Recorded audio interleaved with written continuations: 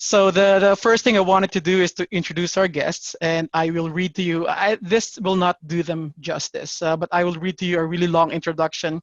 But they actually have done more than this, and this is just my lazy way of introducing them because I already have it available in front of me, so I can just read it to you. Bonnie and Mark Barnes spent their careers working as advertising and marketing executives. They were retired, growing wine grapes in Sonoma, California, and enjoying life in 1999 when Mark's son, Patrick, age 33, developed the autoimmune disease idiopathic thrombocytopenic purpura. Pat and his wife had given birth to the family's first grandchild 6 weeks prior to Pat's illness, so they flew to be with him and his wife. Pat's death was a terrible surprise to his family.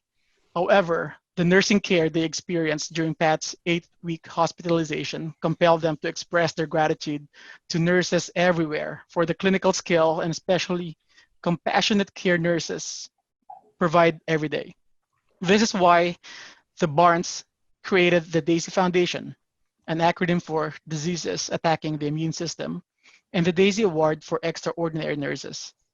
Today, under Bonnie and Mark's leadership, the DAISY Award is celebrated in over 4,500 healthcare facilities. I'll just repeat that, 4,500 healthcare facilities and colleges of nursing in all 50 states plus 28 other countries. The award provides healthcare leaders the means to highlight all the right going on in their organizations, providing great role modeling opportunities and a way to make tangible the organization's mission and values. The result is a program that helps drive organizational culture, inspire and motivate extraordinary nursing, nourish teamwork, enhance nurse engagement, promote the professional image of nursing, and offset compassion fatigue with compassion satisfaction. Before we jump into our casual conversations on life and leadership, I wanted to add to the biographical profile of Bonnie and Mark. Allow me to pull directly from your book. You can see I highlighted, I have all the post-its here. This is on page 167.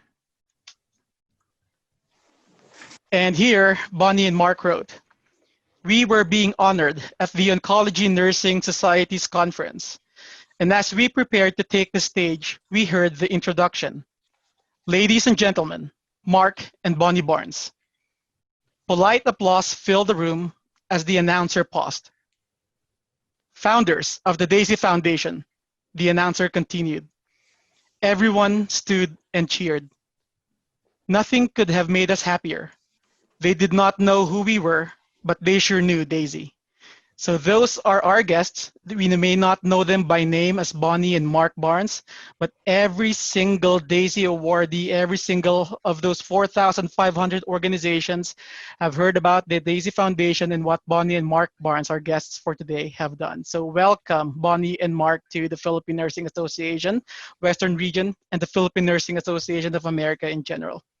Thank you so much, Marlon, and I'm really glad you didn't read that entire bio because we're just so happy to talk to all of you and to be with you on your inaugural session. This is very, very exciting for us.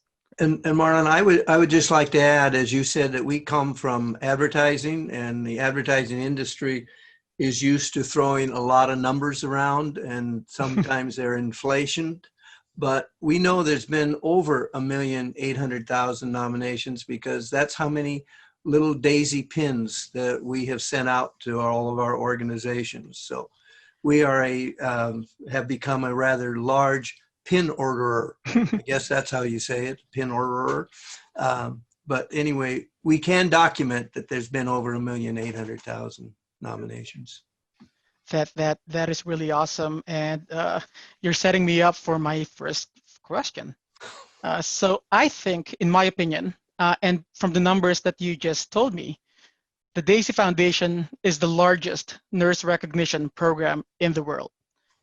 Please tell us more about your initiatives and programs and what you have done for nurses and for Sure. more people other than nurses. Well, the Daisy Award we set up to express gratitude to nurses. I mean, that was our feeling. We needed to say thank you to nurses because of what we had experienced with the nurses who took care of Patrick and of us.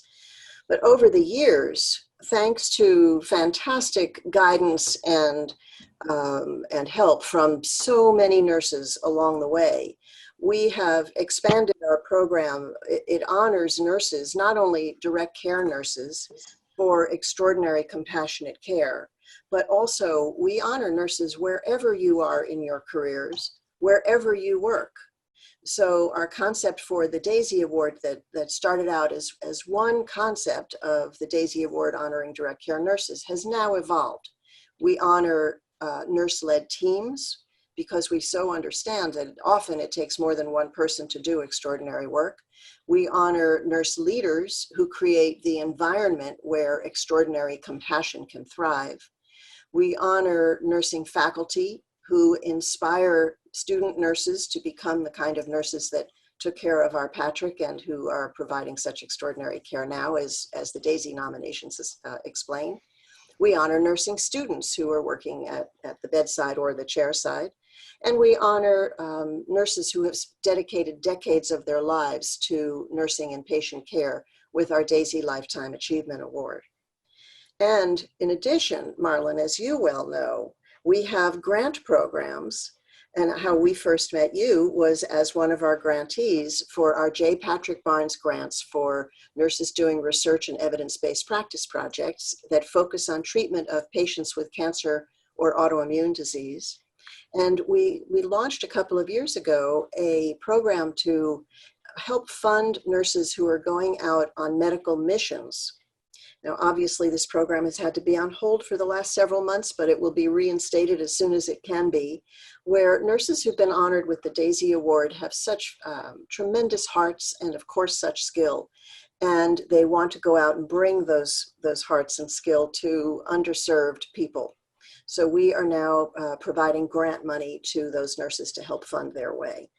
So that's a hint of all that is all that we're doing. And I will tease that we have a new grant program going to be announced fairly soon that will offer funding to nurses who are addressing treatment of patients that are affected by social determinants of health.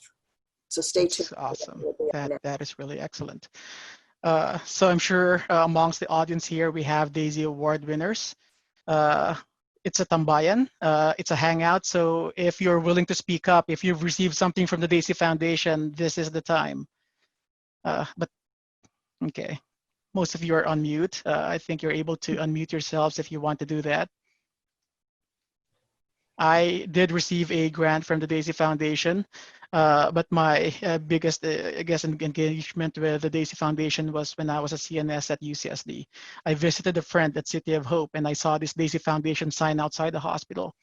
I looked them up online, sent an email to the foundation, not knowing where my email would go. And then within a day, I got a call back from Bonnie Barnes. And when I looked up who Bonnie Barnes was, my mouth fell. Like, I was open. Like, I can't believe that these people who have done all these things for the world would email me back within the next day. And that was how the awards at UCSD with Margarita Baggett started. I actually was reading and is still reading your book. I am not finished yet. I'm about more than halfway done. But I jumped to the end, towards the end when you were mentioning names.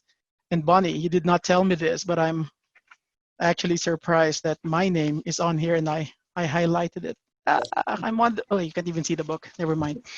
But I'm immortalized in, in your book as well. Thank you. I know there are a couple other awardees here and grant recipients. Do you want to just share your story?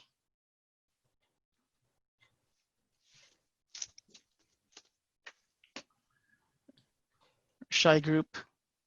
Well, Martin, I would like to point out, as you see in the end of that book, all the thank yous, Yes. that there's quite a few pages. So Daisy has become what it is today, not just because of Bonnie and me and our staff and Melissa.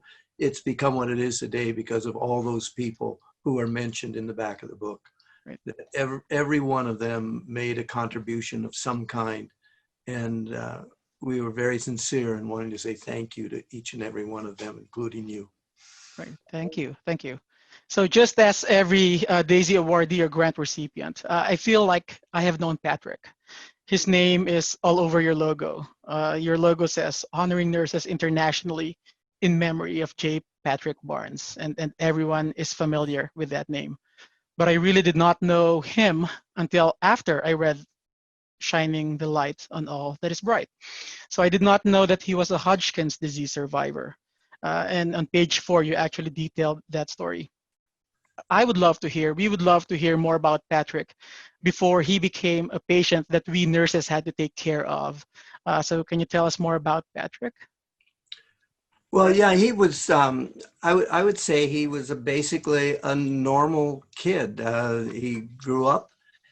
The only time that I think he had a near-death experience with one of his relatives was when he was about 15 and was learning how to drive, and he took his brother's car and managed to roll it.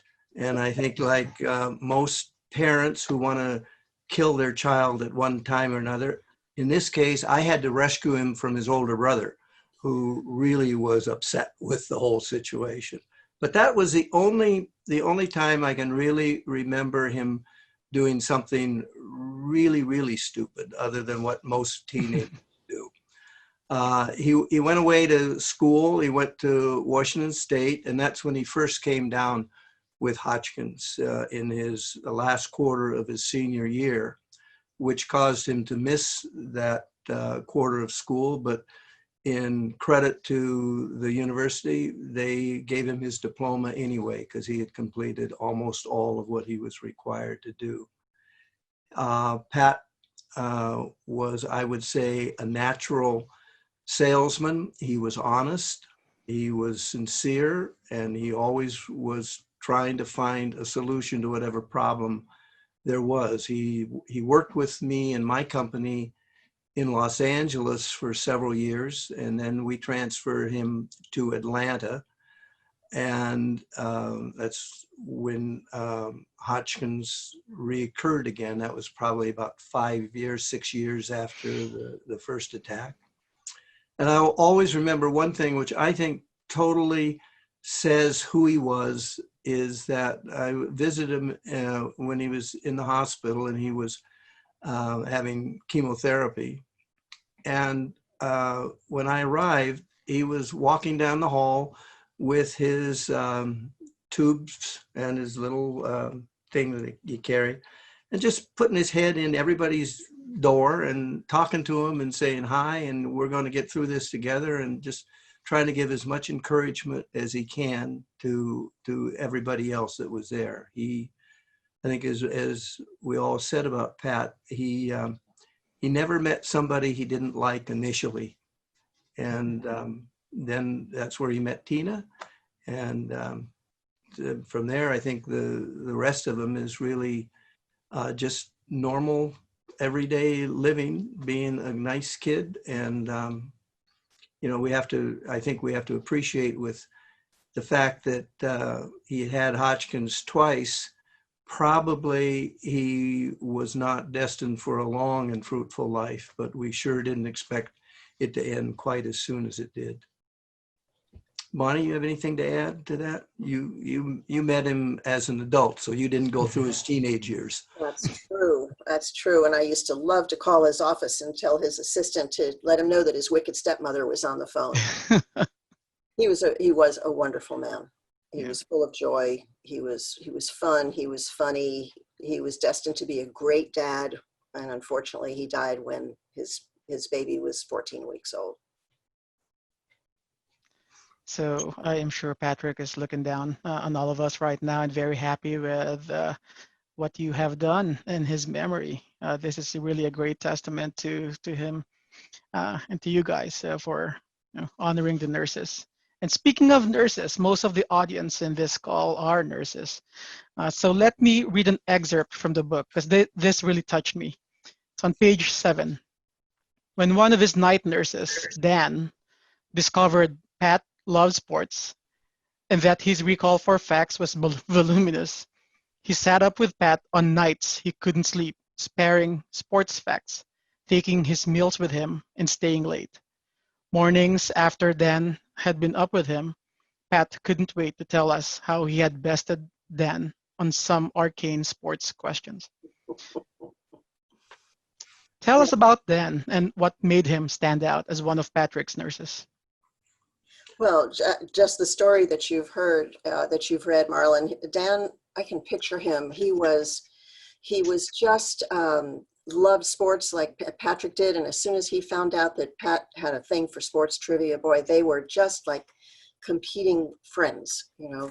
And Dan not only was a wonderful caregiver, but the fact that when Patrick couldn't sleep, Dan would go in and spend the nights with him. And the next morning, Mark and I would come in early to the hospital room, and Patrick would have a big smile on his face. And it was not just because Dan had taken care of him physically, clinically.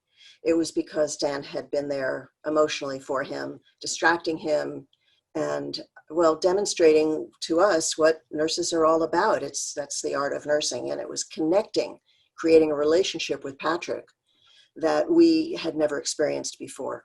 So this was a very special nurse. So that reminds me of a quote. I do not know who to attribute it to, but it's people don't care how much you know until they know how much you care. Because a lot of the things that you have written on this book, it's not about the clinical care. You know, it's really about the caring and the compassion that the nurses have provided. And if you really think about it, that's what you remembered. That's what stood out to you as family, and I'm sure to patients as well. Just would like to, I'm trying to navigate my screens here. There's a comment on the group chat from Wilhelmina Unco. I know her from the University of the Philippines. Thanks to Tambayan sa Kanluran for this opportunity to hear Mark and Bonnie Barnes. I'm grateful and honored for being the June 2016 Daisy Awardee of St. Peter's University Hospital, New Brunswick, New Jersey. I was and still am humbled that Bonnie and Mark Barnes came all the way from California to personally give me the Daisy Award. There you go, Bonnie and Mark. Yeah, you're humbled. You can imagine how we feel. We're so excited to get to go and be there when nurses are honored. It means the world to us. Marlon, can I say something? Yes, please. Bonnie and Mark, I was one of those group of directors when you came to visit St. Barnabas Medical Center in Livingston, New Jersey. I was a very proud director because two of my staff members received Daisy Award from you, and you personally came to our boardroom to honor the group. I remember that meeting. Oh my gosh, I remember it so well. And the nurses wear their badge, wear it like badge of honor, like a magnet hospital. So these are nurses with Daisy Awards, so they wear it with pride. But I'm really excited with what Marlon just announced now, that you now have a grant for those nurses who do medical missions, and you're talking to the right group of people who go to the Philippines and really take care of people who are very, very, less fortunate, and they don't have any access to health care. So these are really wonderful nurses with great heart. You're talking to the right people. And thank you again. Thank you. I'm thrilled. Thank you, Madeline. I did not make that announcement though, but there's an announcement that we will make later. I was also surprised by that announcement, so that's really great. Wow, just a lot of things brewing, a lot of things going on. Well, Martin, I would like to add the other thing. You asked about Dan, but one of the great joys, I guess, that we have is that we hear these stories all the time about what nurses have done, the little things that I still don't think they totally comprehend or appreciate how meaningful that is to, and Bonnie mentions sometimes the one, when we were with Pat in Seattle, and there was a particularly bad night, and Bonnie didn't look really good. A lot of sleep under her eyes and everything, but one of the nurses stopped her on the way out, and she said, are you going to see Tina now? And Bonnie said, yes. And the nurse said, well, I think you should go into the restroom, wash your face, put on some fresh makeup, because if you go home looking like that, Tina's going to think Pat died. And it's that little human touch. Two things that I think were outstanding with that is, one, the courage of the nurse to go tell Bonnie something, and the caring of that nurse to care about Tina, who she didn't know, but just knew that Pat had a young wife at home. And that has always impressed us as just one of the most wonderful things that a nurse could have done. Bonnie and I had a discussion about that. Well, a brief conversation on email about that, because that was one of the stories that I will highlight. And I call that section nursing orders, just to juxtapose it with physician orders. So if you read the story, it's really funny how you wrote that the nurse actually ordered Bonnie, put your makeup on before going home, because I don't want Tina to see you like that. She would think that Pat had died. Okay, and well, that's I apologize for jumping no, sir, it's good. part of the void. Right, that's good. We'll cover that. We're covering that now. And I wrote a note to myself here that nursing is the most trusted profession. Maybe that's why we're the most trusted profession for the past, I don't know, 21, 22, 23 years from 2000. All I know is that 2001 was the year that we were not the most trusted profession, and the firefighters were. So it must be more than 20 years now. And I think that's why we could say those things like, Bonnie, go to the bathroom and put your makeup on. I don't know that I could say that personally, but a lot of my colleagues here will be able to. There's another story of a nurse, Robert. I'm not going to read the book, but Robert almost did the same thing. Instead of, in addition to taking care of Patrick, he also took care of you guys, of Bonnie and Mark and Tina. So, if I'm thinking of the right story, Marlon, Robert was our flight nurse. Yes, he was the flight nurse. Yes. So Patrick and Tina lived in Texas, and after about a month in the hospital in Texas, it was determined that he needed a bone marrow transplant, that maybe that would stop his immune system from making antibodies that were destroying his platelets, and he could stop this internal bleeding. So his hematologist asked us, where do you want him to go? And we chose the Fred Hutchinson Cancer Research Center to have a bone marrow transplant, because they didn't do them in the hospital he was a patient in. And we chose it because we have a lot of family, like our beloved daughter-in-law, Melissa, who's on the call with us today. And we knew that, we'd be surrounded with a good support system, because we thought we'd be there for several months. Well, when we were talking about how Patrick was going to get to Seattle from Amarillo, Texas, he was going to fly in an ambulance plane, and he asked if I would fly with him. So, well, you all know what these planes are like. I mean, there is a pilot and a nurse and a patient on a gurney and one family member. Robert was our nurse. I will never forget him. He came into Patrick's room. He, introduced himself. He told me that he was going to do everything he could to keep Patrick comfortable. He was totally prepared. He had this little tiny bag.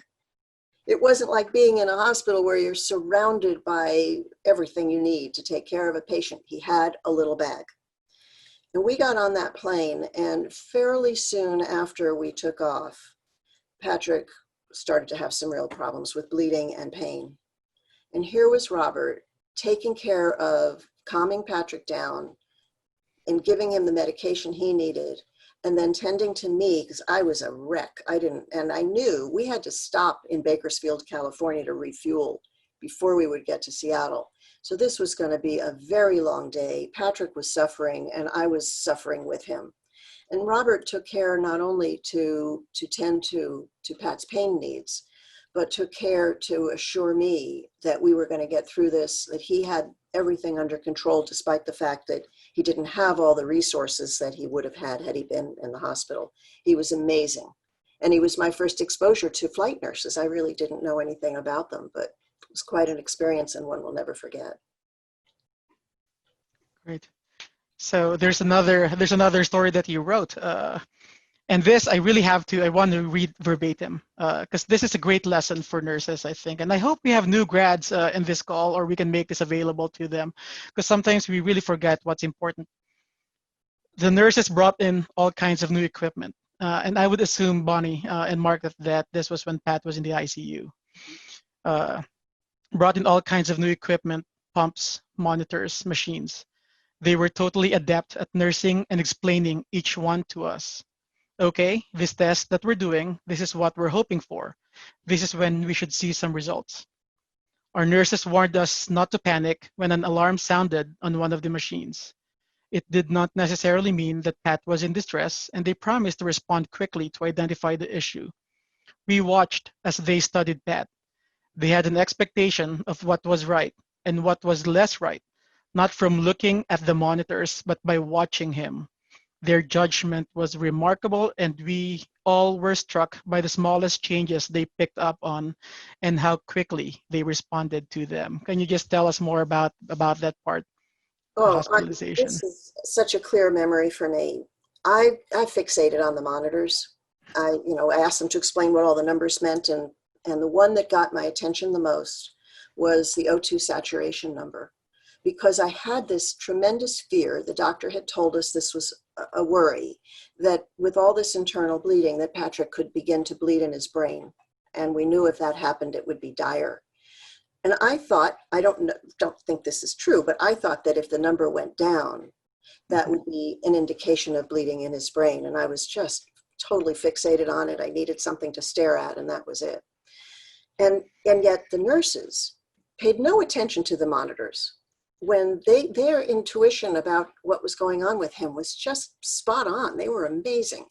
And when there were crises, and there were two that were really terrible and life-threatening, they handled them. They didn't need to worry about what the machines were telling them. They handled those things.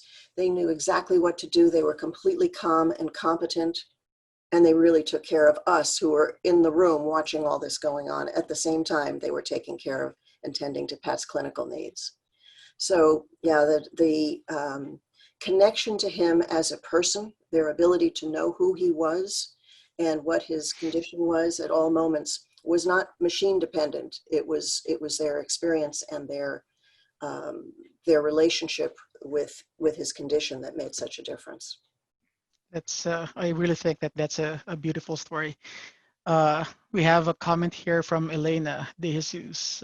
I have always been fascinated by this award, not only because I love daisies, but for the mere fact this is given to nurses. I am so embarrassed to admit that I was not aware until this time that there were two wonderful people and a wonderful story behind this award. Thank you, Bonnie and Mark, and thank you, Tambayan, for facilitating this great venue. Thank you, Elena. You know, guys, you could speak if you want. You could unmute yourselves. You're welcome to share your thoughts. But I'll go ahead until someone wants to say something. I want to switch gears on page 10. And this might be a little upsetting for some of us who may have had some recent experience with COVID and how it disrupted our lives. So on page 10, you shared a story before Pat was intubated. You said here, before Pat was sedated, he wrote us a note, 5 words: please don't leave me alone. We are in the middle of a pandemic. We have heard stories of patients dying alone. How do the recent stories that I'm sure you've heard and you've seen, how does that make you feel? It is crushing to me, Marlon, to hear those stories. It's crushing.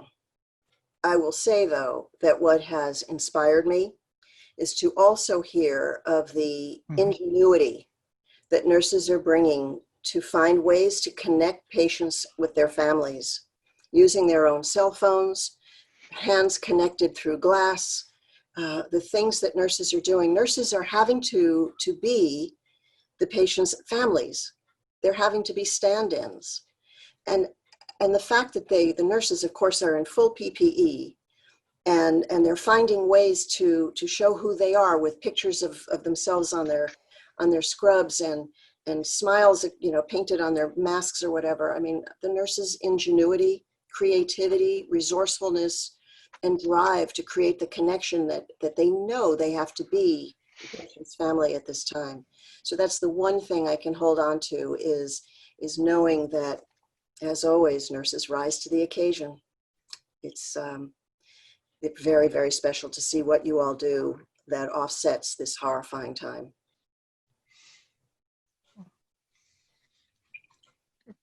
You have anything to add, Mark?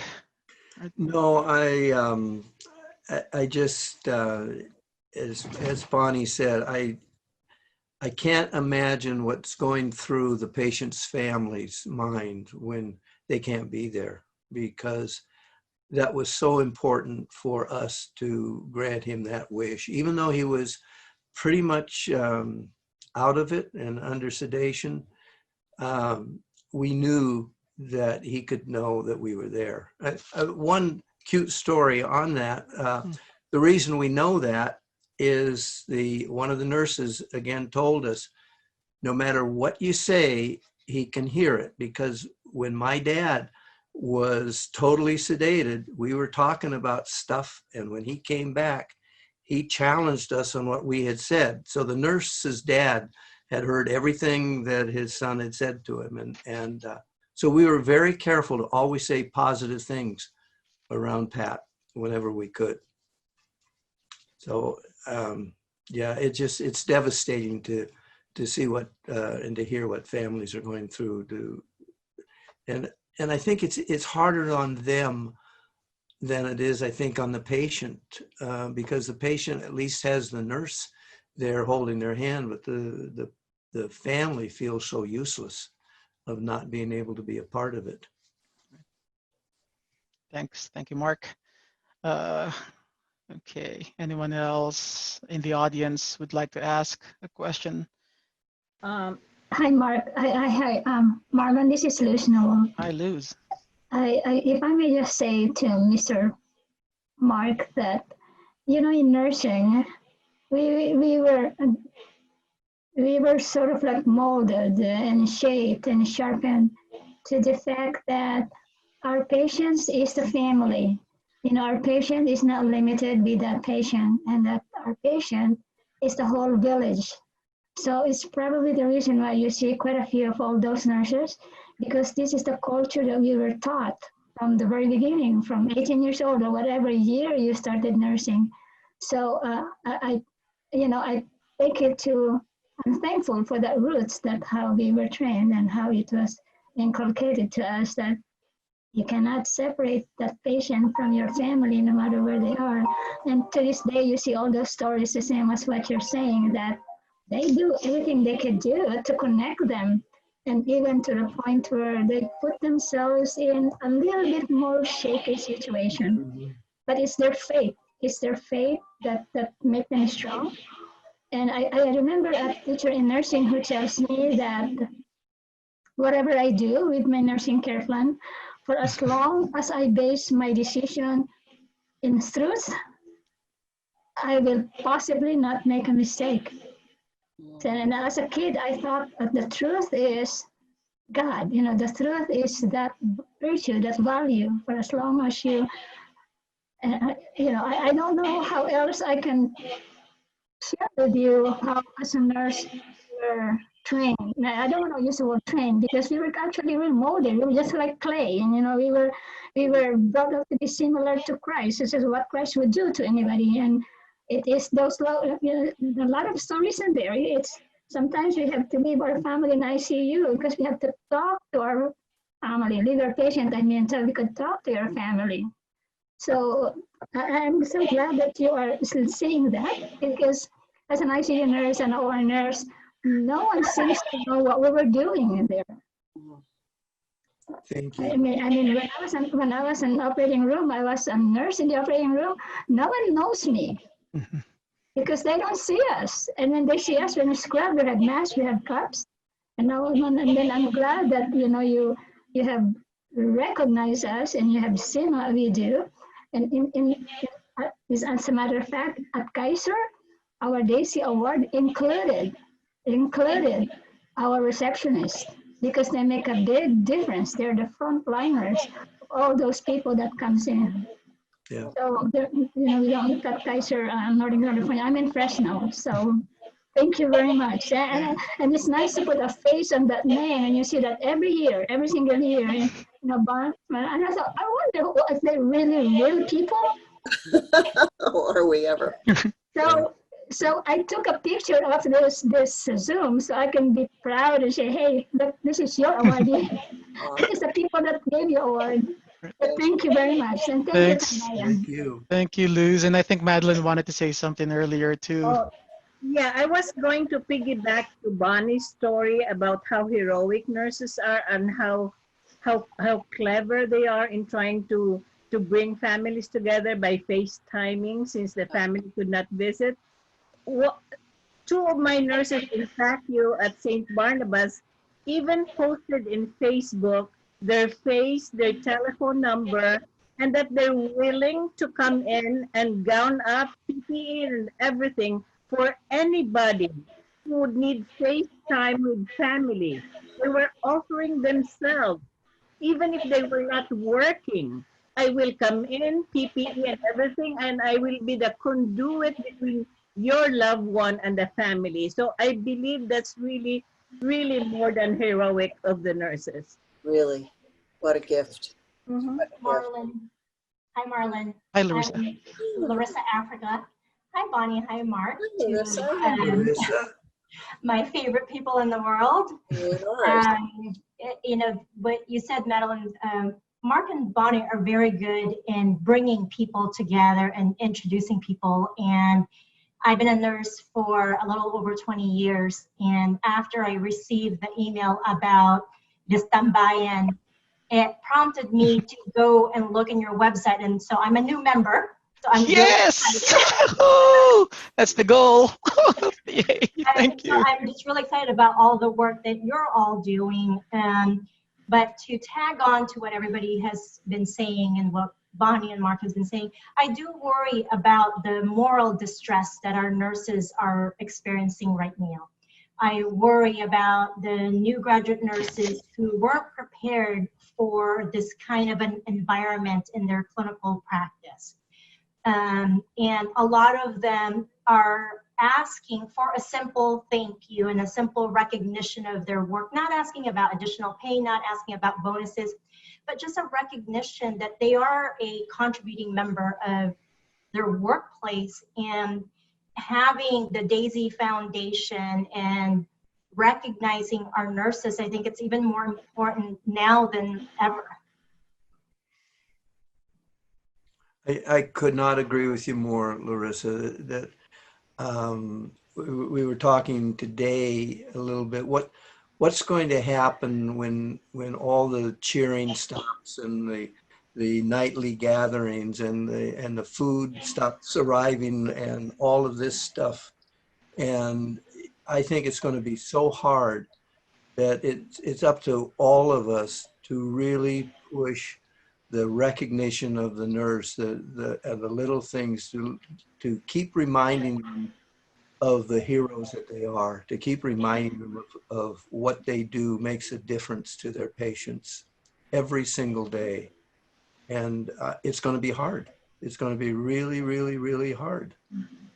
And to Larissa's point, the moral distress is a huge challenge also for nurse leaders who have seen their staff go through what they've been going through, and then the financial realities hit, and nurse leaders are having to make some very difficult decisions about furloughs and layoffs and no bonuses or like that. I would just like to say to all of you at the Philippine Nurses Association, you have got the best new member. Larissa. Right. Welcome, Larissa. She is brilliant. She runs the Versant nurse transition and residency program. She's not only an incredibly smart leader, but her heart is as big as the state of California. So that is big. Thank you. Great. Welcome, Larissa. You have our contact information. Please feel free to reach out to any one of us. Great. Thank you.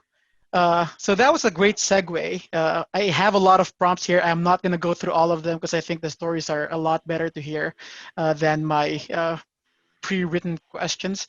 But I just wanted to get to one thing, and that's the awards, the Daisy Awards, recognizing the nurses. So that was a great segue. I'll quote from the book here. We knew from our research there was no national nursing recognition program for compassionate care. But maybe there was a reason for that. How were the nurses going to respond? Was this going to cause conflict? Even if it wasn't a competition and was given on a regular basis, would it be perceived as a competition?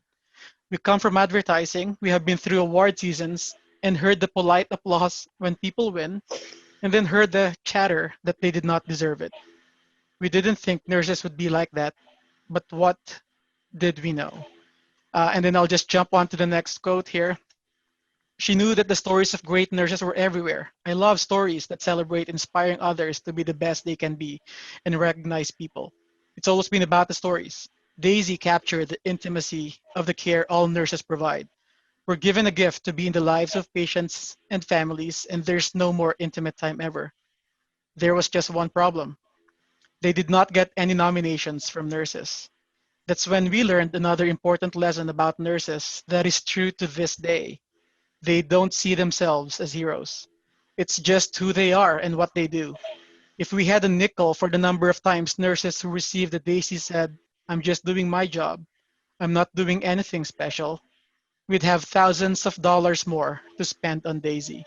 So Bonnie and Mark, I just wanted to hear from you. Tell us about us, nurses. We would love to hear from an outsider what you think of us and how we celebrate ourselves and how we Oh, recognize ourselves. Well, before Bonnie does that, I want to just add a little bit on your opening statement, because really and truly, we came from advertising where they gave awards for everything. Coming to work on time, you got an award. Recognition was just a big part of it, but it was an insincere type of recognition. And the very first time that we were at the University of Washington giving the award, and we were concerned about that. And the person who received the award, every other nurse said, "Oh, you could not have picked a better person. That person was so deserving of this and so deserving of that." And so we knew that it was the right thing to do. But the other thing that you say is nurses at that point really did. We're just doing our job. Why should you give us an award for just doing what we want to do and what we love doing? And I don't think nurses appreciated the incredible impact they have on their patients. on And top of that, Mark, I would add that when we started the program at the University of Washington Medical Center, and we thought, who knows nurses work better than other nurses? I mean, they see it day to day. So we set the program up to be where nurses would nominate nurses. And after a couple of weeks of the program being underway, I called up to Seattle and said to the person who was running it, so, how's it going? And tell me about the nominations. And she said, we don't have any. Well, wait, what do you mean you don't have it? So we gave it a couple of more weeks and gave them some more ideas on how to market the program to nurses so that nurses could be writing nominations, and they still didn't do it. So after thinking about it, we said, well, what would happen if you made it available to patients and families to write nominations? And it was like the floodgates opened. And what we came to understand is that nurses are so humble, and you do these little things that you completely take for granted and don't appreciate what a difference they're making, unless you happen to be a nurse patient. And we've seen that, some wonderful nominations written by nurses who've been patients and they see it as patients. But nurses don't see anything they do as extraordinary. We as patients and families do. And I think that was, as we said in that quote that you read, Marla, if we've heard it once, we've heard it thousands of times. Nurses saying, I didn't do anything special, I'm just doing my job. And I often have joked about this with various deans of nursing and nursing schools we partner with to say, okay, when in the curriculum do you teach nurses that they have to say this? Because we hear it all the time. I think it's the nature of nurses being so self-effacing, being humble, not thinking twice because this is your calling. You didn't have to study in school how to be compassionate people. It's who you are as who you are in human hearts. And that is what comes out. So therefore, you don't think it's anything special in you. And in the beginning, nurses didn't think it was anything special in anybody else. So it took patients and families really to be able to put that mirror up to say to nurses, this is who you are. And these are the behaviors that you do for us that make such a difference in our lives and in the care that you provide. And this is why you are the most trusted profession. And this is why we celebrate your work every day. There's a really long chat from Gabby Sapalaran. So we can read that later. I'm not going to read that right now. And there's a question from Luz. How do we order the book? So you can go to the Daisy website, and maybe Bonnie can share that later. But I cannot let this event pass without a special announcement. And hopefully Bonnie will help us make this announcement. Romy De Vera, the chair of the community outreach, is here joining us tonight. So in our meeting a few weeks back, Bonnie and Mark, you asked about PNAA, and Emily, who's on the call now, and myself described in our own words what PNAA is to us. And you immediately thought of something. You offered a suggestion, the Daisy Award for Extraordinary Compassion in the Community. It might be premature to share, but would you tell us why compassion in the community? And what can we do with that award, or where can that award take us and PNAA? Well, we are really excited about this, Marlon, and your response to it just warmed our hearts so much. We talk about ensuring that nurses are being honored, not only all the time, not just during Nurses Week, but all year long, but also wherever you practice. And what's become really evident to us over the last few months, Daisy is not doing a good enough job getting meaningful recognition into the community to nurses who are the boots on the ground, taking care of patients and families where they live. And so we started thinking and have been working on how do we find the right people who can help run the Daisy Award program for those nurses who are doing such great work where patients and families live. And then we talked about this with you, and we heard about what PNAA chapters are doing, what your nurses are doing often as volunteers when they go out into the community. That's when we said we've got to set up an award program for you, for PNAA, that is about compassion in the community. And obviously we have a little work to do with you to get that set up, but we're all over it. We told our board about it a couple of weeks ago, and they were thrilled. And I'm very excited that we're going to do this together.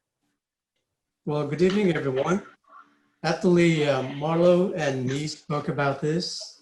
If we will be able to have this program for our nurses, especially the community outreach program, because I always say that hard skills are easy to learn for nurses, but not the soft skills, especially in the process of, or the attitude of being compassionate, and of course, willing to serve engagement. So as the community outreach chair, actually, I was actually excited about this. And I'm really open that I can work with you and partner with you, that we'll be able to apply this or endorse this program to our nurses who are actively involved in community outreach program. And part of that is we have a lot of medical missions, and it's happening. And it's like almost every year, a lot of nurses from here are going to the Philippines in order to do a medical mission. They participate, and I think we're short-sighted that these nurses are not being recognized. And I think with the endorsement of Marlo on this is actually, I'm in agreement with that. And actually, I'm very interested that I can actually include this as part of the program for the community outreach program. So I'm looking forward to work with you for to accomplish this or honor our nurses through the Daisy Award. So I'm really open to that. Good. Thanks. We look forward to that. Great. It's 6 o'clock. I'm not sure if Bonnie and Mark has other plans, but are there any other questions for our very special guests tonight? Hey, Marlon, can I just say something? It's Sure. regarding my interaction with the Daisy Foundation concept. Because at one point in time, I chaired the staff satisfaction program, wherein at my unit at the University of California in San Francisco transplant unit, and every single time, and this was in towards the when UCSF got its magnet status, was that it was a program, or it was an initiative wherein we had to increase our numbers of Daisy Foundation awardees, which we did, so that before the certifiers for the magnet program, we were able to produce from the unit of the transplant unit, wherein Jody Mechanic would just bring in those Cinnabons for the awardee.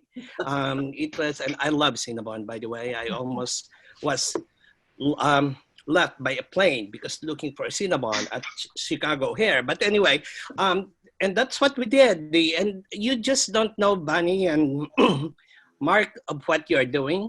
Because, and let me quote Maya D'Angelo when she said, people will forget what you did, people will forget what you said, but people will never forget how you made them feel. And what you're doing has really made us feel every single time that the award comes in through marching into the unit of every institution.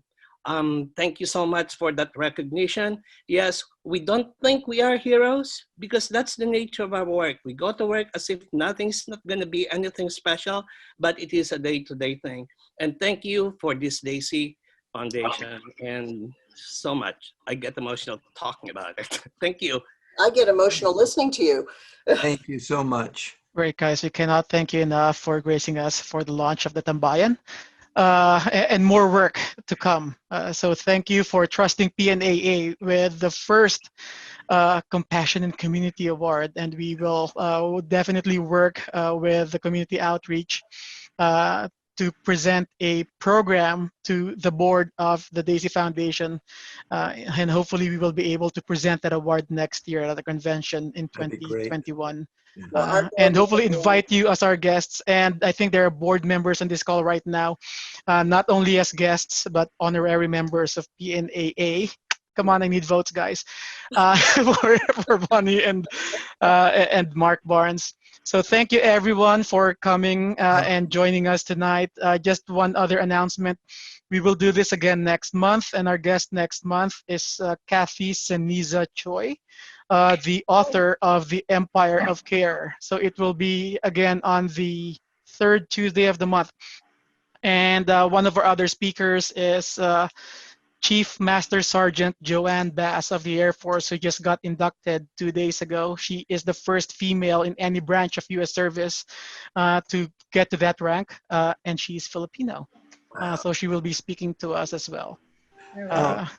Marlon, yes, Mark. You had mentioned about the book. Yes. If anyone wanted to order the book, I would. Yes, please. If someone does want to order the book, and Melissa, I think you're on again now. You can order it on our website.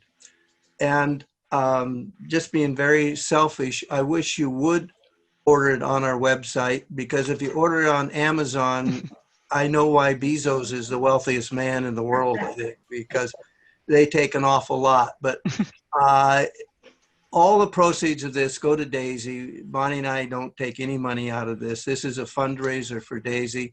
And if you order it on our website, we will be very happy to sign a copy for you, and we'll sign it and send it to you. And I think I don't know. I think it's a tax deduction, isn't it? We're a nonprofit, so. So just go to daisyfoundation.org/book. And there's a picture of it right on the homepage. It's hard to miss. The link is on the chat box as well. I also forgot to mention that this is how generous the Daisy Foundation and Bonnie and Mark are, that they are actually also willing to help the Western region fundraise. They told us what their business was. So they have a, I wanted to say a winery, but they have a vineyard up in Northern California, and they will donate wine to the Western regions to use as fundraising for the region. So that is very generous of you guys. Thank you so much. Yeah. Happy to do it.